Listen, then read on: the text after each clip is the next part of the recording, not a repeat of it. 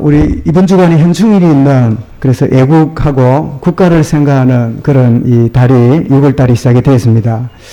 하나님이 이 민족을 사랑하셨고 지금도 함께 하시고 우리의 민족을 영원히 사랑으로 인도하실 줄 믿습니다. 그래서 안익태 씨가 이 애국가를 지었을 때 놀랍게도 하나님이 보호하사 우리나라 만세. 이 만세란 말이 뭐죠? 손 들고 뭐 이런 행동이 아니라 만세란 말은 만년이라는 세월을 갖도록 그런 뜻이에요. 만세수를 하옵소서. 만년 동안 사는. 그럼 우리나라가 지금 몇 년 지났습니까? 5,000년 지났으니까 이제 반 지났다, 그죠? 어쨌든 만년이 아니라 주님 오시는 그날까지 하나님 이 나라의 민족을 축복하시고 은혜로 인도하실 줄 믿습니다. 아마 6월 달에 그 보훈과 또 국가를 위해서 생을 들인 이런 문화는 우리 미국에서 저는 들어왔다고 생각합니다. 왜냐하면 미국에도 6월 달이 되면 평소에도 그렇지만은 우리나라는 국경일이 돼도 국기를 이렇게 창문에 다는 사람 별로 없잖아요.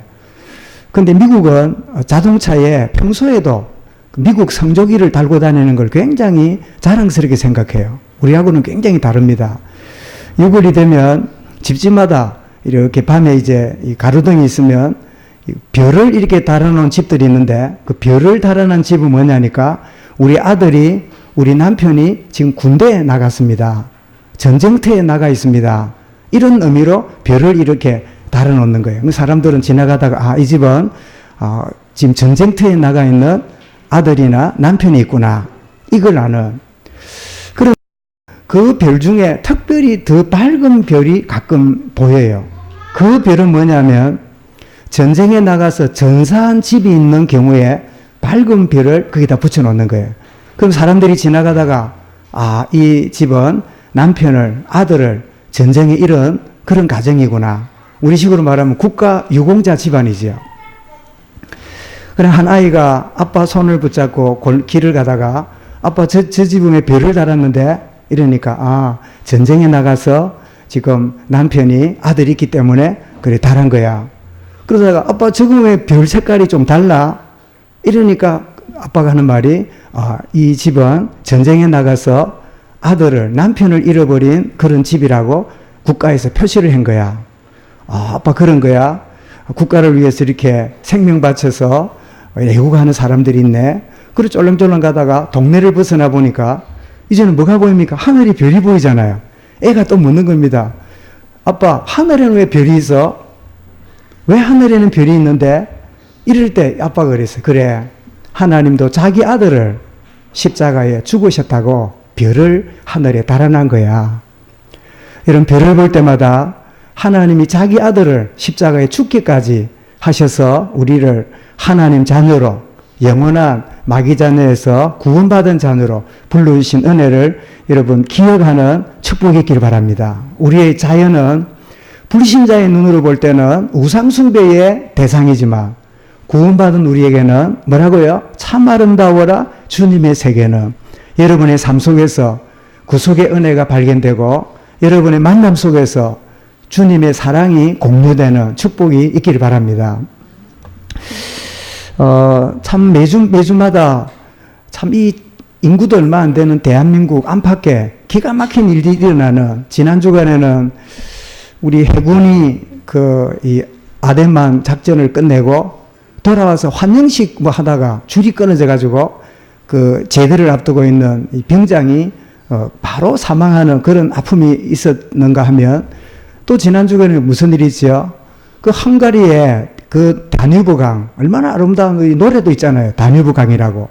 거기서 배를 타고 밤에 이 뱃놀이를 하다가 그 큰 배에 이렇게 충돌이 돼가 7초 만에 그냥 배 밑으로 들어가서 7명만 살아남고, 그리고 이 나머지는 시신을 건지고 나머지 10몇 명은 시신도 못 건지고 그 시신이 10km, 50km까지 떠내려가는 기가 막힌 일이 벌어지는, 그게 보니까 아마 남편이 있는지 없는지 몰라도 그 양부모님이 자기 아이를 키워주는 6살짜리 아이가 있는데 어머니 아버지가 자기 이제 아이를 키워주니까 휴가를 내가지고 어머니 아버지하고 그리고 자기하고 6살짜리 딸하고 3대가 이번에 여행을 갔다가 거기서 몰살한 거예요.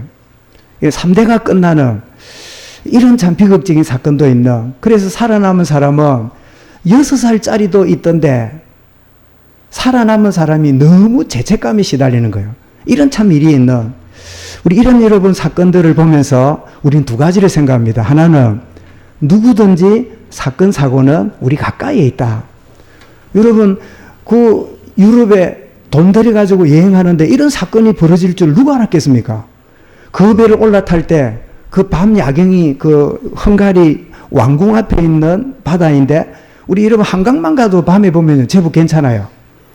그런데 거기에 수많은 사람들이 몰려드는 관광지에 배를 올라탈 때 참 인생에 잊을 수 없는 추억이라고 올라탔을 거 아니에요. 그런데 그 길이 마지막에 되어서 시신으로 내릴 줄은 그들은 생각 못 했겠지요. 그래서 내일을 모르는 참 연약한 유한한 존재구나, 그런 생각을 하게 되고, 또 하나는 뭐예요?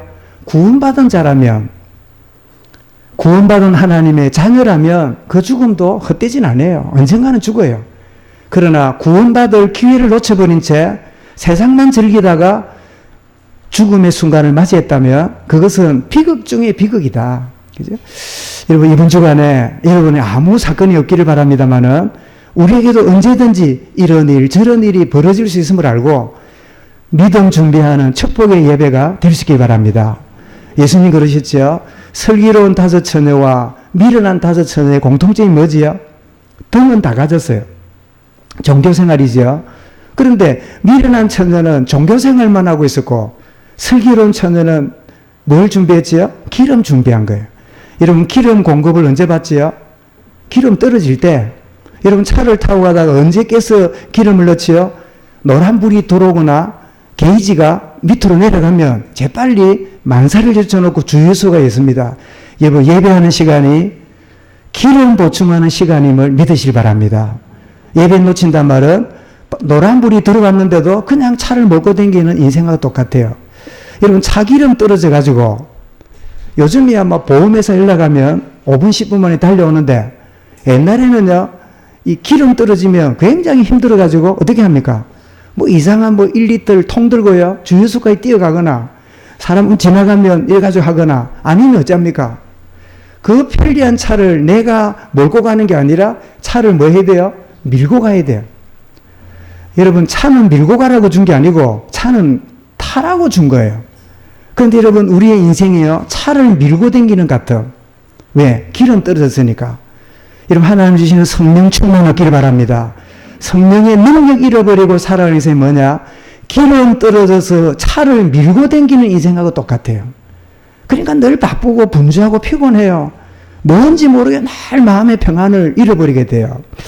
그러다 보니까 저도 참 이 하나님 주시는 소명을 이제 받고 신입7년도 신학교 가서, 그리고는 제가 이제 뭐 이제 군생활 또 뭐 4년의 대학, 3년의 대학원, 2년의 인턴 과정 다 거친 다음에 제가 89년에 이제 목사가 되고는 이제는 90년에 농촌교회를 섬기다가 저 부산 영도에 있는 한 400명 모이는 교회에 부목사로 갔어요.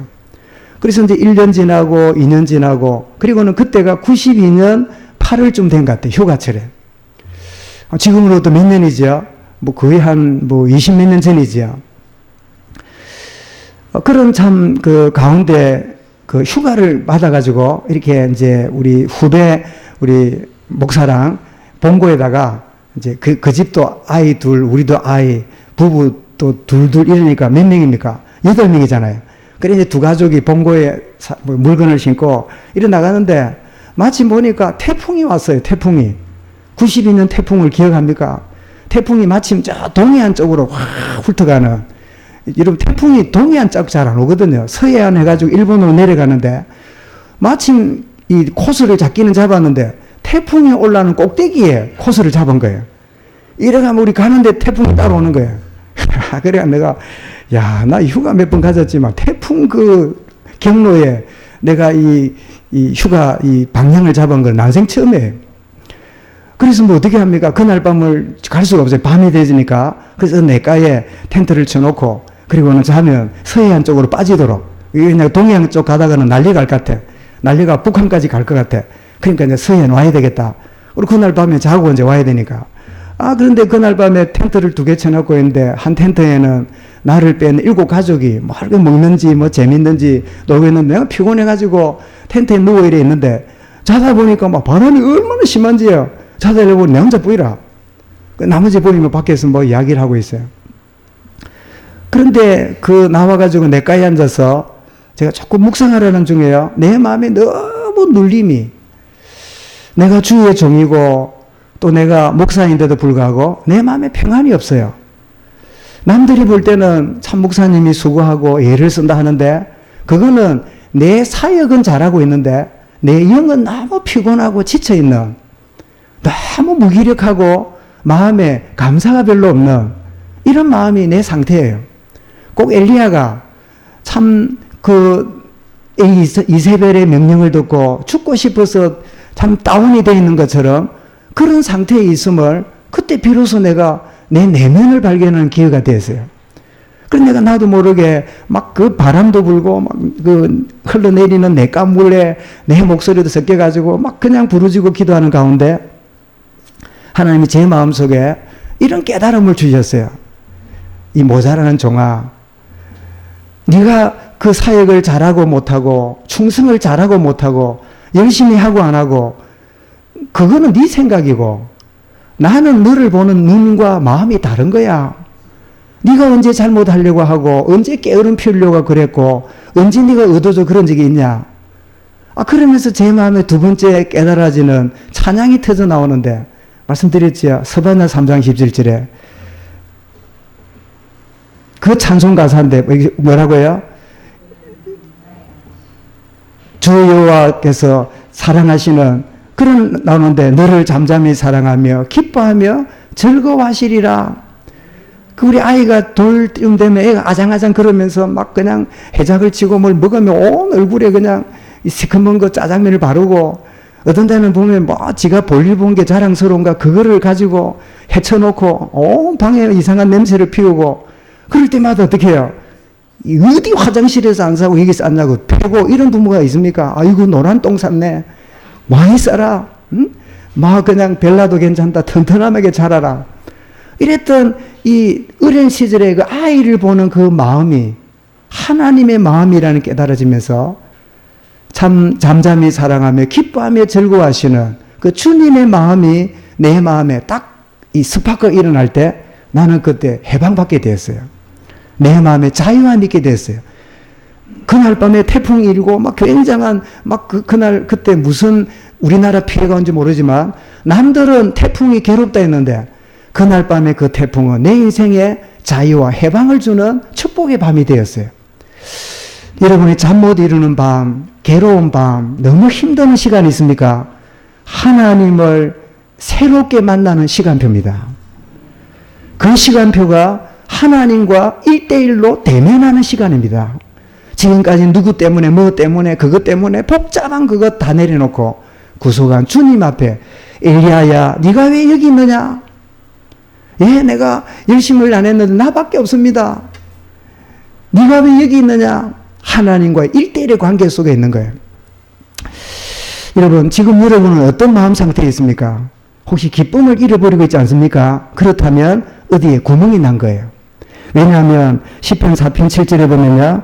주께서 내 마음에 두신 기쁨은 곡식과 새 포도주가 풍성할 때보다 더하나이다. 그런데 내게 기쁨이 없어. 왜요? 곡식과 포도주가 없어졌기 때문에. 주님 주신 기쁨이 세상 것 때문에 다 날아간 거예요. 뭐가 구멍이 난 거예요. 여러분 마음이 어떻습니까? 감사를 여러분 놓치고 있지는 않습니까? 상한 마음이 됐기 때문에. 여러분 사람이 마음이 상하면 어떤 경우도요 마음에 감사가 안 나와요. 여러분 시편 100 보면 온 땅이여 여호와께 즐거이 찬송을 부를지어다 기쁨으로 여호와를 섬기며 노래하면서 그 앞에 나아갈지어다. 왜 기쁨이 없을까요? 예배를 놓쳐서 그래요. 예배 시간 놓쳤다는 그것보다 예배의 비밀을 놓쳤기 때문에 기쁨이 없는 거예요. 왜 감사를 놓칠까요? 마음이 상한데 시편 34편 18절을 보면 여호와는 마음이 상한 자를 가까이 하시고 총심으로 통회하는 자를 구원하시는도다. 여러분, 오히려 상한 마음은 지금까지 알지 못한 하나님 은혜 받는 기회입니다. 근데 대부분은요, 마음이 상하면 영적 생활을 포기합니다. 마음이 상하면 세상적인 것에 더 몰입하면서 자기의 불편한 진실을 덮어놓고 살아요. 그러니 그 상한 마음은 어떻게 돼요? 병든 마음으로 가는 거예요. 여러분, 이사야 61장 1절에 주의 여호와의 영이 내게 내리셨으니 이는 여호와께서 내게 기름을 부어사 가난한 자에게 아름다운 소식을 전하리 하심이라 나를 보내사. 뭐라고요? 마음이 상한 자를 고치며, 예배가 상한 마음이 치유되는 주의 영이 임하는 시간 되기 바랍니다. 그리고 또 뭐라고요? 마음이 상한 자를 고칠 뿐 아니라 포로된 자에게 자유를. 여러분이 깊이 즐기고 있는 그것은 즐기는 게 아니라 여러분이 포로되어 있다는 뜻입니다. 나는 그것 생각하면 잠도 안 와요. 그것만 생각하면 희열이 느껴져요. 여러분은 그것에 종이 된 사람이에요. 여러분, 주의 영이 마음으로 자유하는 축복을 누리시기 바랍니다. 나를 즐겁게 하고 굉장히 쾌락으로 끌고 가는 그게 좋은 것 같지요? 나는 거기에 포로된 자예요. 거기서 우리를 자유케 하시는, 그 다음에 뭐라고요? 갇힌 자에게 노임을 선포하며, 나는 굉장히 성공한 것처럼 보이고 나는 조직에서 굉장히 인정한 것처럼 보이지요. 여러분은 잘못하면 갇힌 자가 돼요. 여기로부터 어떻게 해요? 노임을 선포하며, 감사를 놓치고 있다면 진짜 중요한 거 회복하는 은혜가 있길 바랍니다. 여러분, 더 나가서 기쁨을 잃어버리고 감사가 없다는 말은 기도가 안 된다는 뜻입니다. 기도 시간에 안 온다는 뜻이 아니고, 시간이 없어서 기도 안 하는 게 아니고 기도할 마음이 없기 때문에 시간도 없고 있어도 기도가 안 되는 거예요. 여러분, 이 말은 기도 행위를 한다 안 한다 그 말이 아닙니다. 기도해야 될 영적 상태가 기도한 상태가 안 되는 거예요. 영적 상태가 안 됐기 때문에 기도 행위도 안 되고, 기도 행위를 할지라도 진짜 기도의 축복을 못 누리는 거지요. 그래서 요한 16장 24절에 지금까지는 너희가 내 이름으로 아무것도 구하지 않았으나 구하라. 그리하면 받으리니. 뭐라고요? 너희 기쁨이 충만하리라. 여러분, 기쁨과 감사와 기도는 한 세트입니다. 따로가 아닙니다. 여러분, 기도하는 가운데 여러분이 모든 감사가 회복되기를 바라고 기쁨이 회복되는 축복이 있기를 바랍니다. 다시 말하면 하나님과의 관계가 내 마음이 어떠냐 이 말이에요. 하나님과의 관계가 멀어지면 뭐가 없어요? 기쁨이 상실되고 구멍이 났으니까. 하나님과의 관계가 멀어지면 뭐가 없어요? 감사가 없어요. 하나님과의 관계 멀어지면 뭐가 안 돼요? 기도가 안 돼요. 오늘 여러분, 아하방의 이야기를 저는 지난주, 이번주 이러면서 아하방 설교를 나는 난생, 제가 89년도에 목사가 되었으니까 올해 몇 년째입니까? 그죠? 계산이 됩니까? 30년째입니까? 그죠? 아이고, 30년 같으면 강산이 3번 변했네, 그죠? 내가 30년을 설교를 했는데 아하방 주제를 갖고 설교한 거는 나 이번이 처음이에요. 왜냐하니까 아하방은 우리가 메시지할 대상이 아니라 우리는 주로 보면요, 모범적이고 딱 닮아야 되고 이래야 되고 이런 쪽으로 메시지를 하고 교훈을 삼잖아요. 그 인간 같지 않은 아하, 이상한 마누라까지 만나가지고, 마누라 이름이 뭐예요? 미안합니다. 이시라, 세벨. 기억하기 좋으라고. 미안합니다. 이해하시 바랍니다. 이세벨. 나중에 오후에 여러분 우리 내면의 문제를 다룰 때 서론적으로 아합이 사실은요, 완전히 내적 병든 상태에 있는 사실을 좀 진지하게 보게 될 거예요. 오늘 여러분 오후에 약속이 있거든 다 취소하고 예배에 승리하시기 바랍니다. 그지? 여러분, 이 아합의 상태가 뭐예요? 기쁨도 잃어버리고 감사도 놓쳐버리고, 그리고 결정적인 순간에 기도가 뭡니까? 다 수단 방법을 부리고, 그때 누가 한마디 툭 던지니까요, 괜히 내가 걱정했네. 여보, 당신을 만난 게 내 인생의 최고 행운이야. 그 이세벨 이야기를 듣고 어떻게 해요? 짝짝꿍 해가지고요, 그 충성스러운 신하 이스라엘 사람, 유다 지파의 한 족속 마을 이름이 이스라엘인데요, 나봇을 비참하게 죽이고 자기는 응답이라고 그 포도밭에 떡 갔어요. 그래, 뭐든지 뜻이 있으면 길이 열리는 거야. 응답입니까? 저주입니까? 여러분, 기도하지 않는 가운데 이루어지는 것은 응답이 아닙니다. 저주입니다. 근데 우리는 그게 응답인 줄 착각해요. 내 수단, 방법, 여러 가지 인본주의를 써서 어쨌든 공 잡는 게 매지 뭐.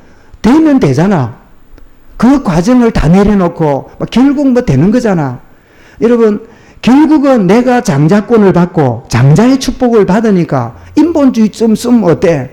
요 인생이 뭐예요? 야곱의 인생이라. 여러분, 하나님은 결국은 모든 언약대로 이루어 가시지만 문제는 인본주의 쓰면 어떻게 한다고요? 생고생을 다발다발 하면서 인생을 사는 거예요. 똑같은 하나님의 응답인데 그런 인생을 살 수밖에 없죠. 왜 여러분 아합의 기쁨과 감사와 기도가 안 되면서 이런 엉뚱한 짓을 할까요? 그것은 하나님과의 관계가 멀어져 있기 때문에, 하나님과의 관계가 너무나 멀어져 있는 상태이기 때문에, 그래서 여러분 또 나는 또 이런 제목 처음 듣네. 지난주 제목이 뭡니까? 승리하고도 근심하며 답답하게 사는 인생. 그럼 오늘 본문 설교 제목이 또 뭡니까? 또 again 다시 한번 다시 근심하며 답답에 빠지는 이유가 뭡니까? 해결된 줄 알았더니 하나님과의 관계 회복 안 되니까 또 근심과 답답에 빠지는 거예요. 여러분, 하나님과의 관계 회복 안 되면요, 달 매사에 돌았으면 이 문제, 돌았으면 저 문제, 끊임없이 여러분 파도처럼 문제가 몰려와요. 여러분은 예배하는 시간이 제 이야기를 듣지 말고 하나님 앞에 내가 서야 되겠구나. 일이 문제가 아니고 이것저것 문제가 아니다. 하나님과 관계가 회복 안 되면 끊임없는 문제가 오는 것이구나. 그런데 그 문제가 나는 볼 때는 너무 힘드는데 옆에 사람 볼 때는 문제도 아니라. 근데 본인은 어떻게 해? 너무너무 힘들어. 이게 하나님과의 관계가 회복 안 된 사람의 특징이에요. 들어보면 아무것도 아니라. 아무것도 아니라. 아닌데 어떻게 해요? 그 사람은 막 죽을 지경이라. 내가 볼 때는 막, 그런 것 같으면 행복에 겨워 사는 짓이라. 그런데 어때요? 당사자는 너무 힘들어 있는 거예요. 문제는 뭐예요? 상황이 문제가 아니에요. 하나님과의 관계가 잘못됐기 때문에.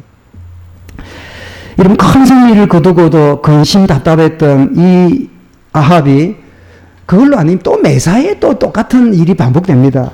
여러분, 지난주 봤던 20장 43절에 왕이 근심하고 답답하여 왕궁으로 돌아가니라. 왕궁에 돌아갔으니까 얼마나 먹을 거 뭐 좋은 자리에 있겠습니까? 그런데 이스라엘 사람 나본 이야기를 듣고 왕이여, 안 됩니다. 왕이 내게 좋은 거 많은 재산을 주어도 이거는 나는 육신으로는 하고 싶지만 하나님이 금하신 일이기 때문에 내가 그래 할 수 없습니다. 이 이야기를 듣고는요, 다시 4절 가보세요. 웃깁니다. 아합이 어떻다고요? 근심하고 답답하여. 20장에 있는 거는 그럴 수 있겠는데 21장에는 그 소리 한 소리 듣고요, 근심하고 또 답답해. 여러분, 내면에 있는 영적 문제는요, 똑같이 이런 일이 터져도 저런 일이 터져도 내적 상태는 똑같아요. 계속 반복되어서 문제가 그냥 그렇게 반복되고 있는 걸 보게 되죠. 그때 이세벨이 찾아가서는 여보, 당신이 하나님 앞에 안 서니 그렇잖아. 당신이 이겨놓고도 답답했는데 이제 우리 하나님 무릎 꿇어요. 이럴 줄 알았다마는 이 여자가 하는 말이야. 여보, 당신이 왕이 맞나? 응? 시금을 전폐하고 들어놓나 이 인간아. 완전히 성인아이 맘마 보이라. 나중에 오해해 볼 겁니다. 겉으로는 왕관을 덮어쓰고 있는데 이 아합은요, 출생 배경부터 오늘 오해 한번 볼 거예요. 완전히 성인 아이로 맘마보이로 다 자리 잡고 있어서 막 한마디에 막 죽고 싶어서 그러고 있는 거예요. 그러니까 막 이세벨이 막 아는 것도 없이 어떻게 합니까? 샥샥샥샥샥샥 하면 싹 됩니다. 이래고 샥샥 되었어요. 그게 바로 16절이라. 이야. 자, 물어보게. 마누라 잘 만난 겁니까? 잘못 만난 겁니까? 모르겠습니까? 에? 총각들이 많이 없어요. 이런 마누라 만나고 싶은 사람. 응? 또 결혼은 여러분 이런 마누라가 이런 마누라가 되면 좋겠다 싶은 사람 아무도 없네. 그치? 자, 기가 찰 일입니다. 또 우리 이제 아가씨들 물어보자. 꼭 결혼해야 될 거니까. 응? 우리가 했던 막 결혼 시작하면 막 줄줄이 나가야 된다. 그지? 막 그런 응답이 있을 줄 믿습니다. 응? 여러분 생각해 보세요. 여러분이 이세벨 같은 아내가 되고 싶어요? 무능한 남편을 위해서 팍팍팍팍팍 여보 땅짱짱짱짱 여보 됐잖아. 그래 여보 갑시다. 열쇠. 당신은 신경 안 써도 돼. 내가 다 알아서 할 테니까. 그럼 여러분 이세벨 같은 아내가 되고 싶습니까? 여러분 정말 오늘 이 말씀을 접하면서 우리는 여러분 이 이야기는 지금으로부터 BC 1000년 전의 이야기입니다. 지금 우리 AD 2019년이잖아요. 그럼 따지면 몇 년이에요? 3000년 전의 이야기예요. 3000년 전에 있는 하나님 말씀이요. 오늘 거울 앞에 우리를 딱 들어서는 여러분 엑스레이가 아니라 MRI입니다. 다 드러나요. 엑스레이는 적당히 나오는데 MRI는 어찌돼요? 머리 핏줄까지 실핏줄처럼 쫙 다 나와요. 뭐가 막혔는지 막 고구마 가리처럼 다 나와요. 여러분 하나님 말씀은 거룩한 거울이 맞아요. 여러분 먼저 그 후에 저는 이 그 후라는 단어를 굉장히 의미 있게 묵상했습니다. 그 후에 1절에 그랬죠. 그 후가 뭡니까? 답답한 일이 있는 이겨놓고도 버벅거리다가 조급하다가 잘못되어서 적장 대신에 너가 죽음을 맞이할 거다는 그 소리 듣고 그런 후에 자 그러면 여러분 지금 이 아합의 상태가 어떤 상태죠? 영적으로 황폐한 상태잖아요. 그런 중에도 삶은 계속됩니다. 이게 문제예요. 여러분 내가 영적으로 힘들면 세상 모두가 스톱해주면 되는데 나는 영적으로 처져가 다운되어 있는데 세상은 계속 진행돼요. 그 후에 영적 상태에 심각한 근심과 답답함에 빠져있는 그 상태지만 일은 계속 진행되는 거예요. 여러분 오늘 이 예배가 여러분 모든 여러분의 삶의 패턴을 끊는 시간이 될 수 있기 바랍니다. 여러분 또 어떻게 시작하렵니까? 여전히 영적으로 황폐한 상태에 근심하고 답답한 가운데 또 스케줄 잡아서 또 허겁지겁합니까? 그 후에 삶은 계속됩니다. 결코 우리를 봐주지 않아요. 내가 무너져 있다고 기다려주지 않아요. 삶은 계속되는 거예요. 여러분 성리한 후에도 조급한 결정을 함으로 근심하고 답답한 모습을 20장 44절 보았죠. 그런데 자 이런 상태에서 또 어쩌다가 나가보니까 자기 주변에 보니까요. 포도원이 너무 좋은 게 보이는 거야. 그러니까 이 포도원을 가지려고 이렇게 딜을 했더니 이 나봇이 뭐라고 말하냐. 나는 왕이 더 좋은 포도원, 더 많은 재산 주는 거 준다 할지라도 나는 막 쎄빠지게 미안합니다. 쎄빠지게 말은 힘들게라는 경상도 말입니다. 그래 막 포도원 짓는 거 이런 포도농사 짓는 거 봤습니까? 에? 일단 포도농사 지을 때는요. 키가 1m 70 되는 사람 지으면 안 돼요. 왜냐? 포도 밑에 기에다 갖고요. 포도송이를 전부 다 갖고 와야 돼요. 그래 내가 우스갯 얘기지만 우리 집 사람은 키가 60 넘는데 밑에 처형은 60이 안 돼. 그래 딱 가면 높이가 딱 맞아. 거창에서 포도농사 짓거든. 그러나 그럽니다. 여보 당신 포도농사 안 짓고 처형이 짓는 거 복이다.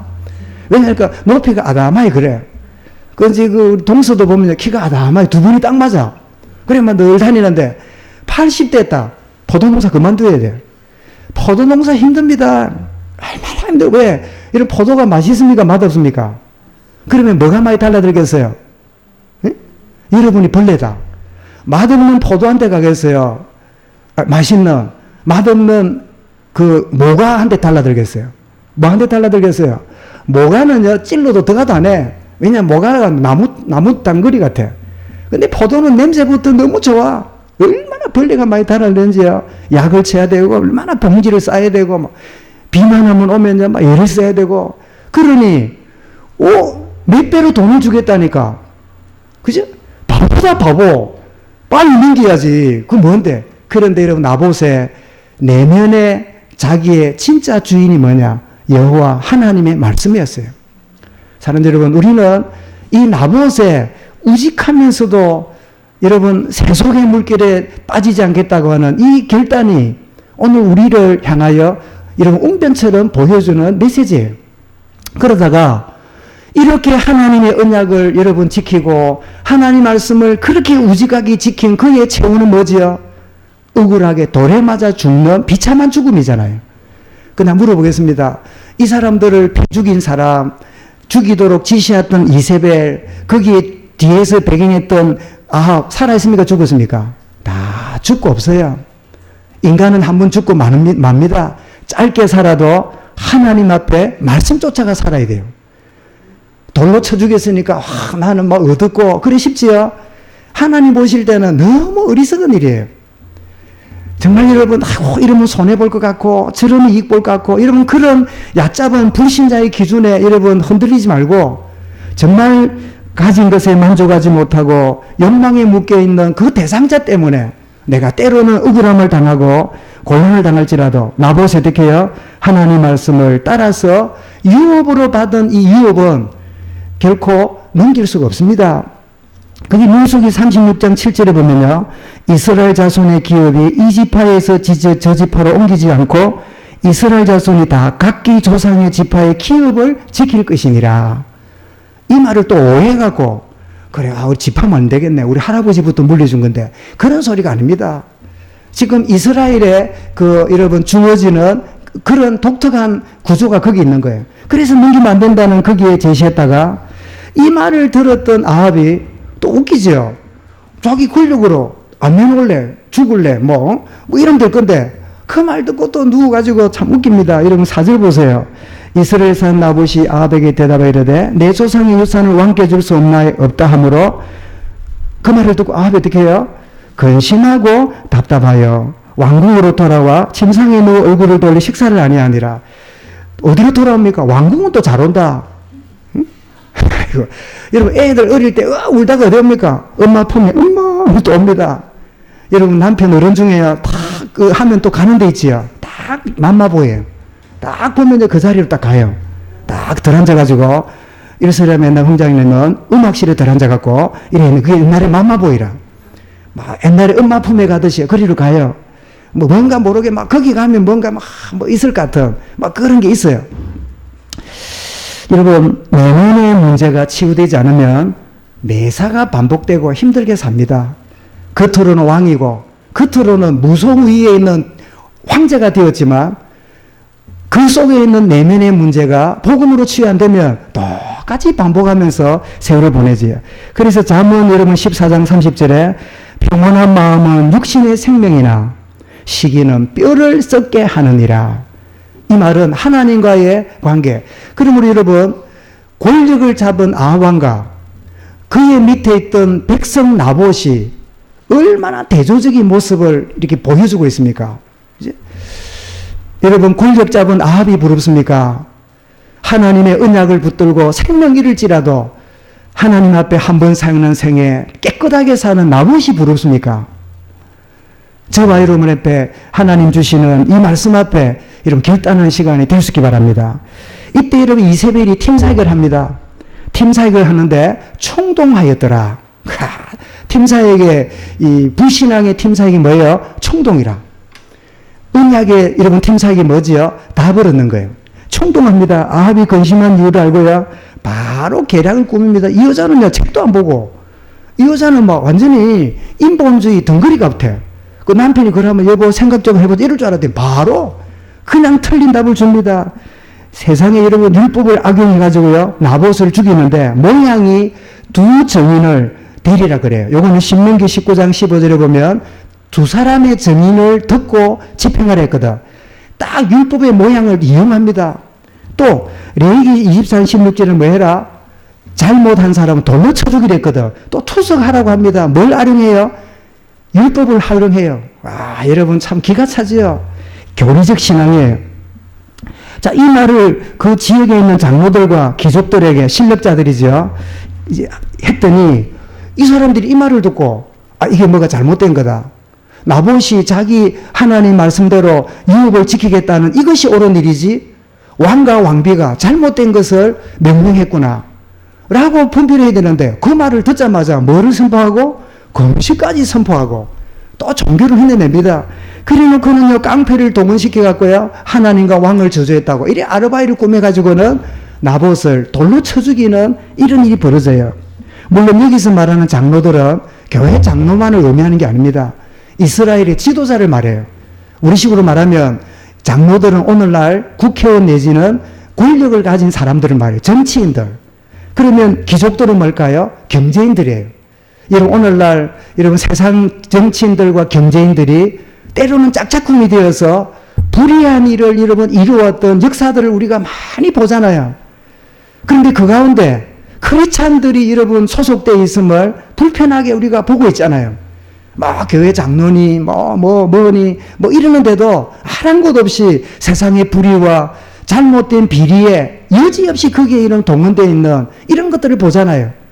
지금 이들이 왕이 명령하는 것을 어겼다가는 우리의 자리도 우리의 재산도 뺏길지 모른다는 그런 위기 때문에 그냥 금식까지 하면서 진행하는 일이 11절 13절에 공의가 상실되었어요.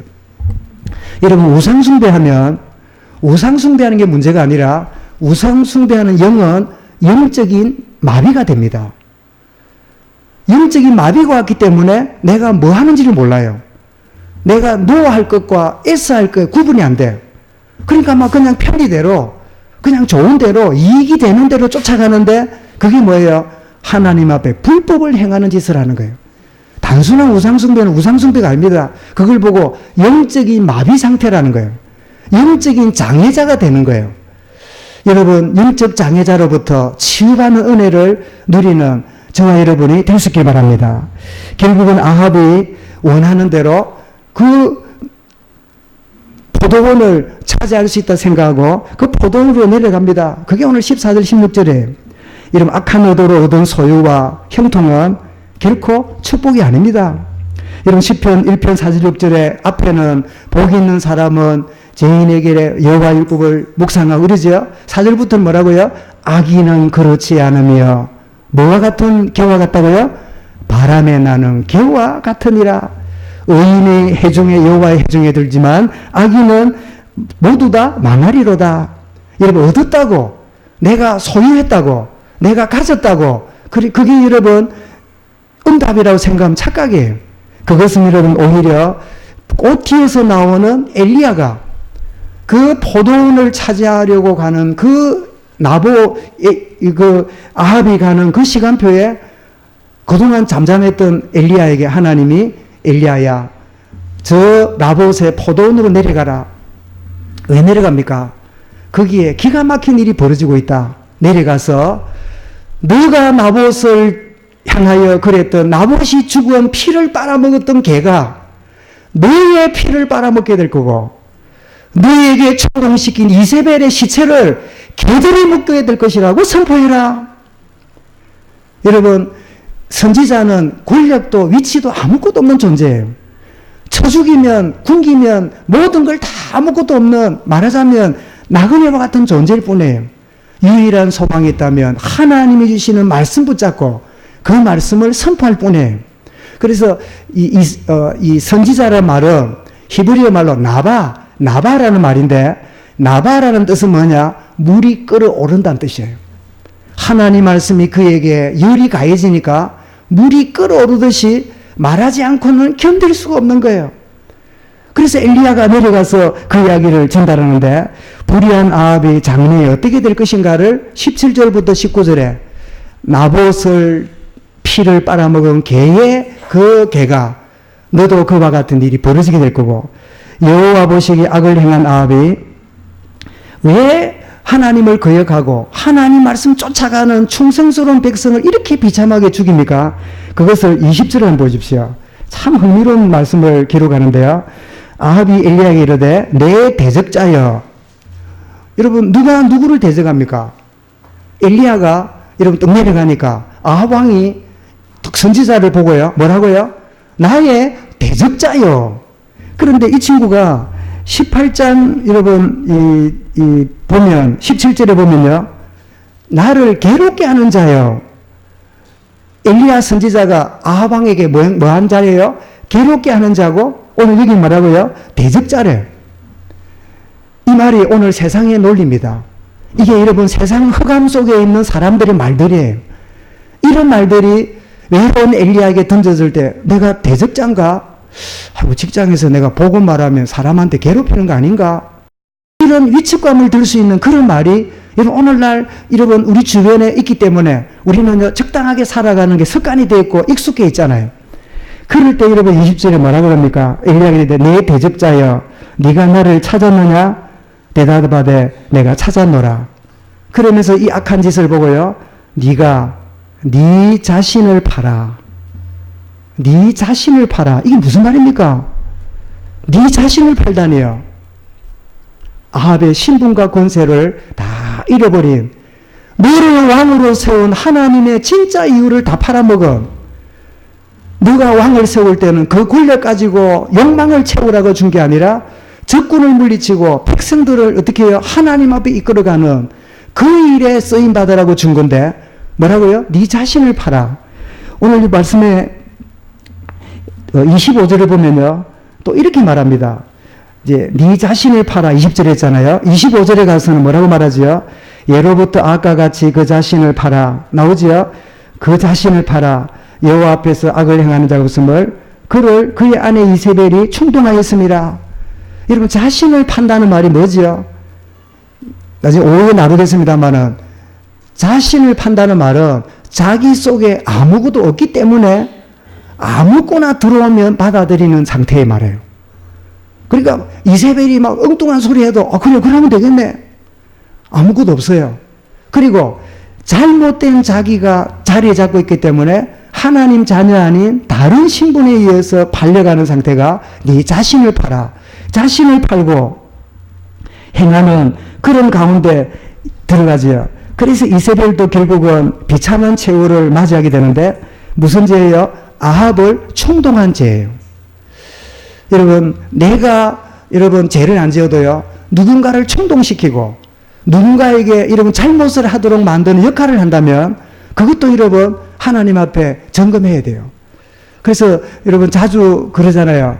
내가 참 고범죄, 내가 하나님 앞 직접 아니라도 나로 인하여 다른 사람이 죄짓게 되는 그걸 보고 고범죄라 그러거든.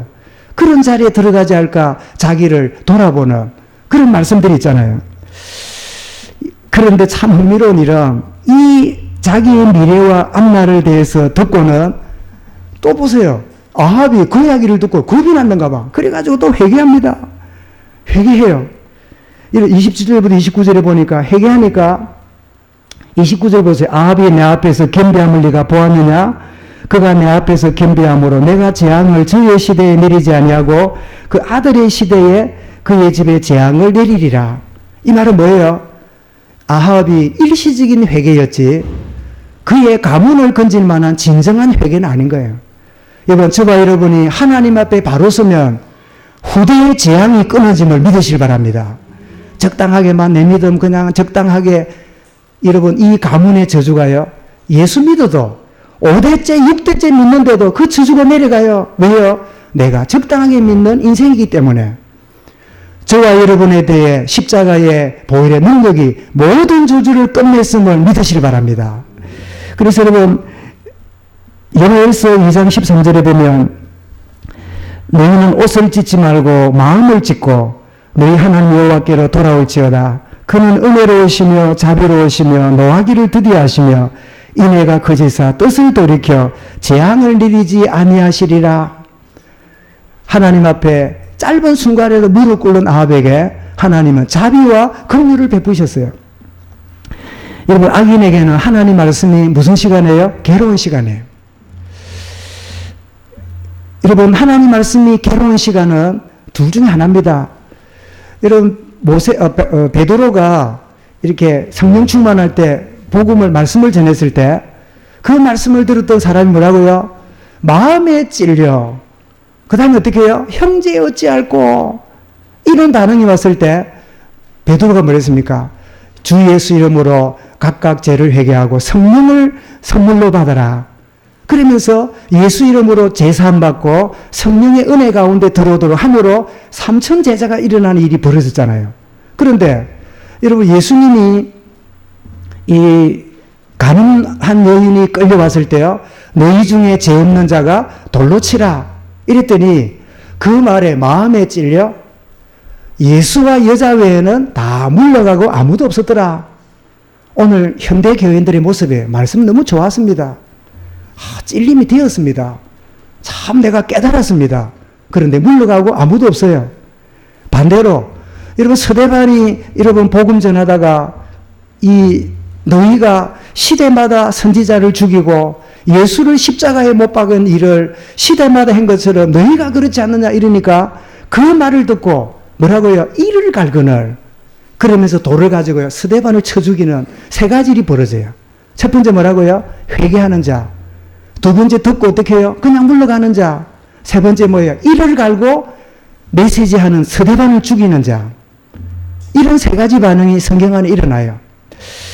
여러분 하나님 말씀은 우리에게 괴롭게 다가와야 됩니다. 왜냐니까 그것은 내게 있는 본성이 내게 있는 재성이 예틀이 깨어지는 하나님의 시작이기 때문입니다. 이런 목사가 막 교인들을 괴롭히려고요. 막 그냥 자기의 동기와 막 그냥 어떤 욕심을 가지고 막 그러면요. 그거는 괴로운 게 아니라 그거는요. 목사가 저주의 목사예요. 그런데 하나님 말씀이 전달될 때 불편해요. 그 말씀 받기요. 괴로워요. 그 말씀 받을 때 내게 편치 않아요. 그게 여러분 하나님 앞에 내 예틀이 깨어지는 새로운 시작이에요. 여러분 계란이 부화할 때 슉 나옵니까? 지지직 하면서 나옵니까? 봤습니까? 어떻게 나올 것 같아? 갑자기 막 슉 뭐 로켓처럼 나올 것 같아요. 아니면 여러분 막 껍질이 막 금이 가고 막 이렇게 막 가고 뭐 이렇게 되면서 될 것 같아요. 그래서 여러분 그 지혜로운 어미닭은 그런다지요. 이제 계란을 5개를 품고 있다가 근데 며칠 만에 부화합니까? 이러면 이놈이 안에서요 막 나가려고 몸부림치면 막 이렇게 금이 가기 시작하면 그 금이 어느 정도 가면요 바깥에서 톡톡톡 찍어주면 안에 있는 그 병아리가 엄마가 깨워주는 그 사이로요 뿅 나오는 거예요. 아직도 여러분 막 개는 매끈하게 있으면 이거는 수정란이 아니거나 수정란이라도 이건 아직 멀어서 어떻게 해야 돼요? 기다려야 돼요. 여러분 하나님 말씀이 우리에게 금이 가고 깨어지고 불편해지고 여러분 아파할 때 성령 하나님이 우리를 치유하고 새롭게 하시는 시간표가 되는 거예요. 여러분 하나님 말씀이 나쁜 의미의 괴로움이라면 우리의 영은 여전히 불편한 잘못된 상태지만 좋은 의미에서 불편해진다면 하나님 우리를 바꾸가는 재창조의 시간입니다. 여러분 결론을 내리겠습니다. 나의 영적 상태를 점검하고 치유받는 축복을 누려야 되겠는데 어떻게 해요? 여러분 내 자신의 영적 현주소가 떴는지를 보여주옵소서. 주님 나의 상태가 어떻는지를 보게 해주옵소서. 계시록 3장에 여러분 나오지요. 사대교회에 너는 살았다는 이름을 가졌으나 실상은 죽은 자라다. 그리고 뒤에 여러분 14절부터는 라오디게아가 나오는데 뭐라고 말합니까? 네 행위를 아는 네가 차지도 않고 뜨겁지도 않고 차든지 뜨겁든지 하나를 택해라. 그러면서 여러분 살았다는 이름을 가졌으나 죽은 자 사대교회. 네가 가지긴 가졌지만 네가 차지도 않고 뜨겁지도 않는 차든지 듣든지 하라. 네가 미지근하여 뜨겁지 않고 차지 않으면 내가 너를 토하여 내치리라. 여러분 내가 어떤 상태에 있는지를 주님 보게 해 주옵소서. 여러분 보게 하시는 방법은 때로는 큰 형통 가운데 임하는 경우 있지만 기쁨이 사라지고 감사를 놓치고 기도가 안 되는 영적인 고독함이 내 영적 상태임을 보는 여러분 시간표이기도 합니다. 여러분 정말 깨닫는 은혜가 이 한 주간에 체험되어지길 바랍니다. 더 나아가서 발견되어도 그 다음이 또 문제입니다. 내가 노력하고 애쓴다고 되는 게 아닙니다. 주의 성령으로 나를 변화시켜 주옵소서. 이런 간구하고 사모하는 마음이 있기를 바랍니다. 에스겔 36장에 또 새 영을 너희에게 두고 새 마음을 너희에게 두되 너희 육신에서 굳은 마음을 제하고 부드러운 마음을 줄 것이며 내 영을 너희 속에 두어 너희로 내 율례를 행하게 하리니 너희가 내 율례를 지켜 행할지니라. 주여 성령의 권능으로 나를 변화시켜 주옵소서. 내 안에 성령님 탄식하고 밀려 계시지 말고 근심하지 말고 나에게 역사하여 주옵소서. 여러분 사모하는 마음이 있기를 바랍니다. 더 나아가서 반복해서 근심하고 답답해지는 내용적 문제가 있습니다. 주님 덮어놓고 사는 내가 아니라 치유받기 원합니다. 여러분 끊임없이 누가 나를 힘들게 하는 것도 있지만요. 내 속에 힘들게 되는 어떤 센서가 나한테 자리 잡고 있는 거예요. 그렇기 때문에 누가 별거 안 해도요. 제 풀에 그냥 다가오는 거예요. 여러분 누가 나한테 칼을 가지고 안 쑤셔도요. 내 손에 여러분 가시가 있으면 바람만 불어도 아파요. 여러분 이가 솟아 있으면 누가 여러분 안 때려도 찬물만 먹어도 이가 시려가지고요. 음식을 못 먹어요. 여러분 누구 핑계 환경 여러분 주변을 탓하다가 나의 영적 문제를 놓치지 않기를 바랍니다. 내 속에 이 문제를 치유받을 수 있도록. 그래서 출애굽기 15장 26절에 너희가 나 여호와의 말씀을 순종하면 내가 애굽에 내린 질병 중에 너희에게 하나도 내리지 아니하리니 나는 너희를 치료하는 여호와니라. 그래서 여호와 샤파입니다. 하나님이 우리에게 치료하시는 은혜를 주시는 거예요. 이사야 58장에도 그리하면 내 빛이 새벽같이 비칠 것이며 내 치유가 급속할 것이며 내 공의가 내 앞에 행하고 여호와의 영광이 내게 가리니 내 치유가 뭐라고요? 급속할 것이며. 여러분 이사야 61장 1절에 상한 마음을 뭐하며? 치유하시며. 여러분 말라기 3장에 나오죠. 그는 치유하는 광선을 바라사 송아지같이 뛰게 하실 것이며. 여러분 우리가 송아지와 같은 인생이요 늙은 소처럼 살고 있다면 병들었기 때문에 여러분 치유하는 광선이 임하게 되므로 일어나서 새로운 응답을 보는 축복의 은혜가 누려지시기 바랍니다. 정말 왜 또다시 근심하고 답답해집니까? 나의 영적 상태를 보게 하시는 하나님 계획입니다. 그래서 믿음이 아니라 성령의 능력으로 역사하셔야 된다는 사모해야 될 기도 제목입니다. 끝없이 반복하고 낙심과 근심에 빠지게 만드는 내 영적 문제, 어릴 적부터 아니 이미 태속에서부터 자리 잡은 그 심각한 영적 문제를 치유하는 은혜를 주님 앞에 온전히 체험할 수 있도록 역사하시는 주님의 시간표입니다. 정말 승리하는 이 한 주간 되시기를 주의 이름으로 축원합니다.